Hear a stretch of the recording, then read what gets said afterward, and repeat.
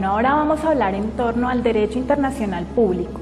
Para esto, primera medida, vamos a señalar definiciones y finalmente nos vamos a enfocar en las fuentes del derecho internacional público. ¿Qué se entiende por derecho internacional público? Este es la rama del derecho que se encarga de estudiar los principios y normas que rigen las relaciones entre estados y las relaciones de estos estados con otros sujetos del derecho internacional. Adicionalmente, se encarga de mirar el funcionamiento y la organización de la comunidad internacional. Ahora, ¿qué son las fuentes del derecho internacional público? Las fuentes es aquello que se conoce como lo que permite crear derecho y en la medida que crea derecho establece unas obligaciones y unas pautas de comportamiento para los sujetos del derecho internacional. Es por esto que el Estatuto de la Corte Internacional de Justicia, en su artículo 38, establece que son 4 las fuentes del derecho internacional público. Por un lado tenemos la costumbre, los tratados, los principios generales de derecho y finalmente la doctrina y la jurisprudencia. Vamos a tratar en qué consisten cada una de estas fuentes. ¿Qué es la costumbre internacional para el derecho internacional público? La costumbre internacional es aquella práctica reiterada de los sujetos de derecho internacional que es aceptada por los mismos como derecho. Se caracteriza por ser continua en el tiempo, uniforme y hace que los estados o los sujetos de derecho internacional la consideren como algo que obliga jurídicamente.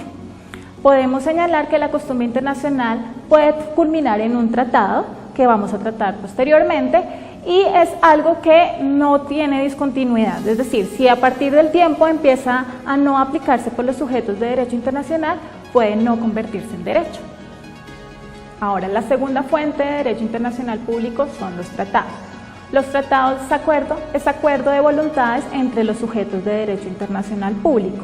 ¿Qué quiere decir esto? Que estos se unen para ratificar o firmar algunos temas que ellos consideren importante tratar y que sean aplicados por todos los sujetos de derecho internacional público. Generalmente los tratados es producto de una práctica reiterada, es decir, de una costumbre. Todos los tratados tienen que ser mínimamente bilaterales y culminan con un escrito. Ahora, otra fuente de derecho internacional público son los principios generales. ¿Qué son los principios generales? Son aquellas pautas que obligan a los sujetos de derecho internacional a establecer puntos de partida para las relaciones dentro de la comunidad internacional.